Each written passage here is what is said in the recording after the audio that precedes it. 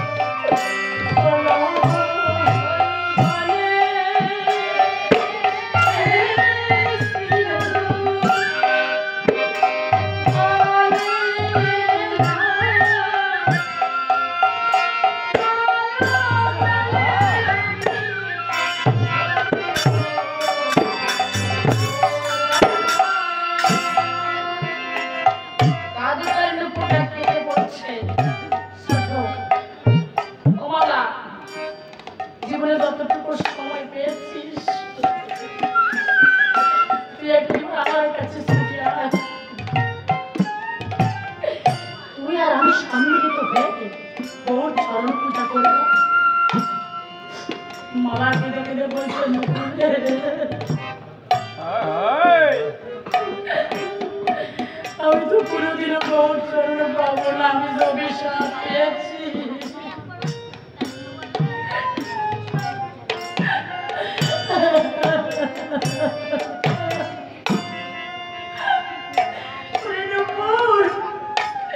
তুই যদি পারিস ওই গৌর চরণে থেকে একটু দূরে উড়িয়ে দিয়ে আমি বাবার গলায় বসে ধরে নেব।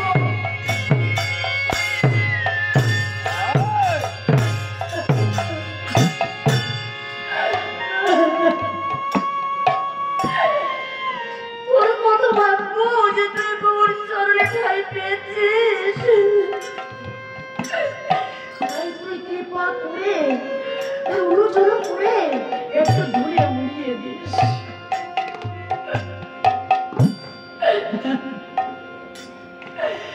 যদি পারিস যে মায়ের সূত্রে আমি জড়িয়ে আছি এই মায়ের সূত্র একটু কেটে দিস। আমি গৌর চরণ লাভ করতে পারি।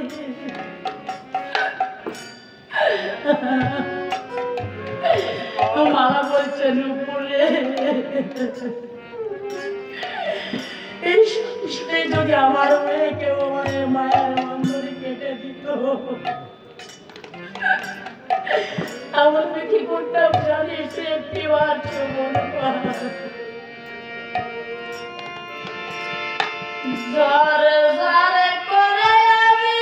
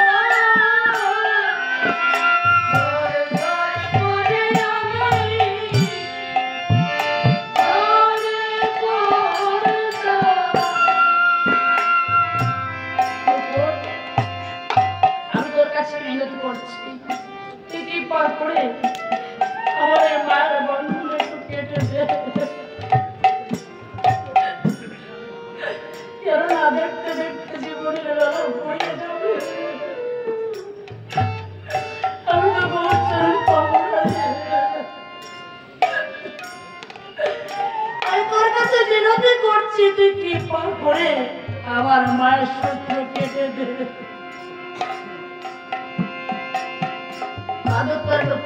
বলছে মালা আমি তোকে সুন্দর একটা পথ দেখিয়ে দিতে পারি, তুই পারবি? সেখানে যেতে পারে মা অভিমান সহ্য করতে হবে। তবে বহুত চরণ দিয়ে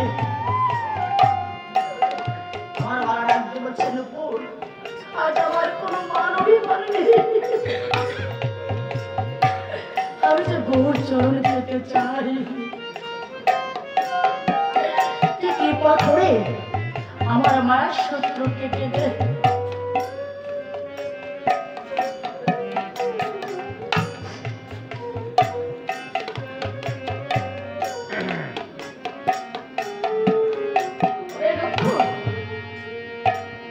এই জড়বাদক এসে আমার জীবন খাতার পাতায় সবার নাম লিখেছি, কিন্তু ওর গোবিন্দের নাম লিখতে পারি না।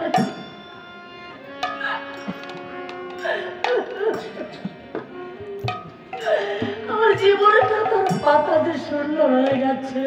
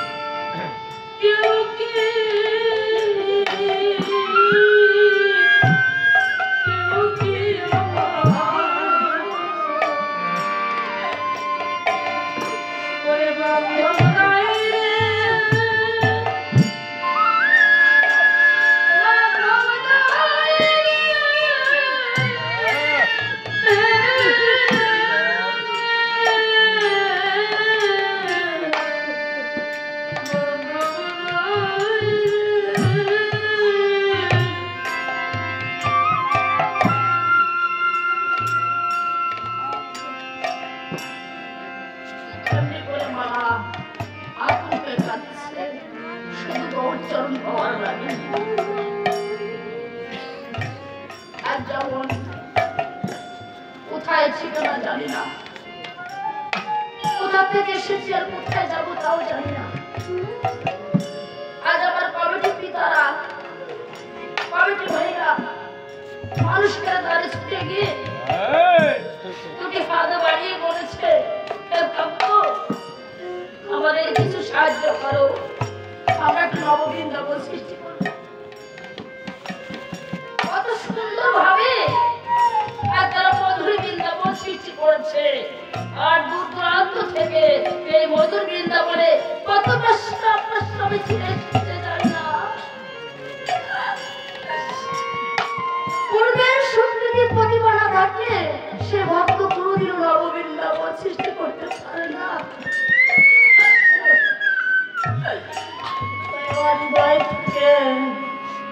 এই কমিটির পিতাদের আমি আশীর্বাদ করি, তারা যেন জন্ম জন্মান্তর ভয় এসে এমনি করে নববৃন্দাবন সৃষ্টি করতে পারে।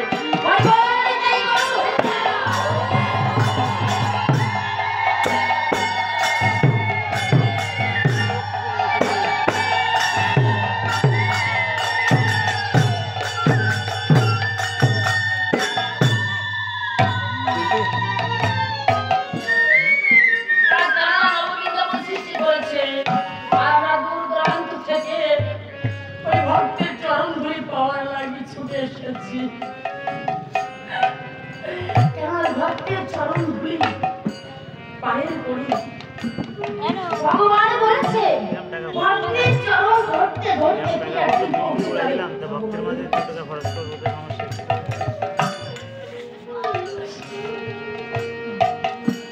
ঠিক কিনা ওরে দোলা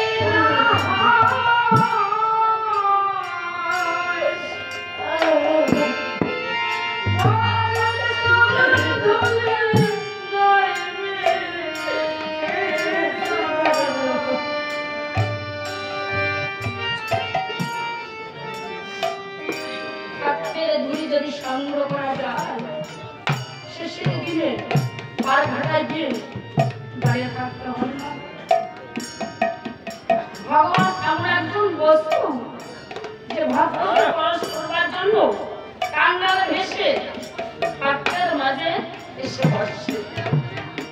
তাই কৃপা করে যে ভক্ত যেখানে বসে আছেন পাশে যে ভক্ত আছে তাকে দু হাতে জড়িয়ে ধরে একটু প্রেম আলিঙ্গন করবেন।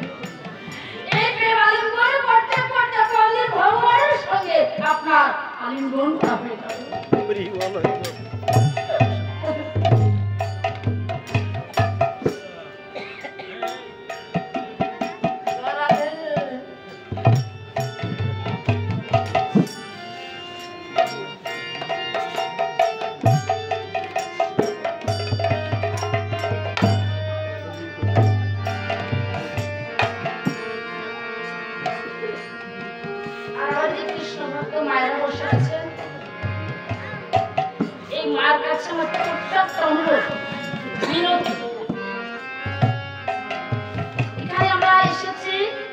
ভগবান শ্রীকৃষ্ণের বৃন্দাবন ধামে অর্থাৎ মধুর বৃন্দাবন নব বৃন্দাবন।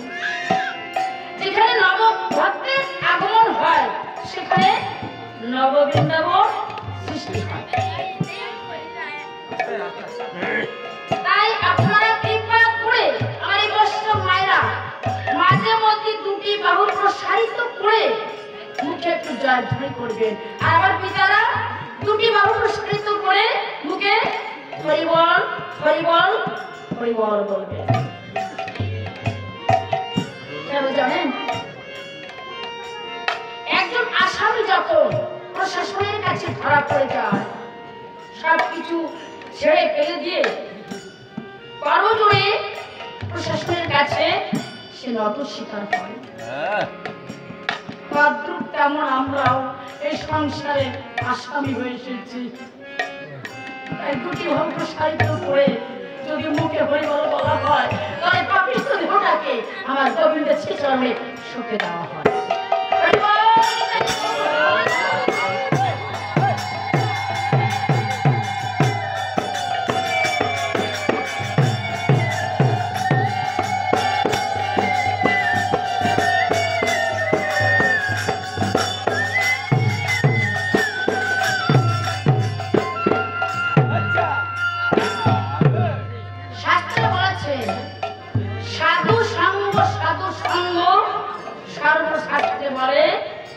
সাধুকে পরশ করলে শত জন্মের পাপ থেকে খণ্ডন। এই জন্য সাধুকে পরশ করতে হয়। বৈষ্ণবকে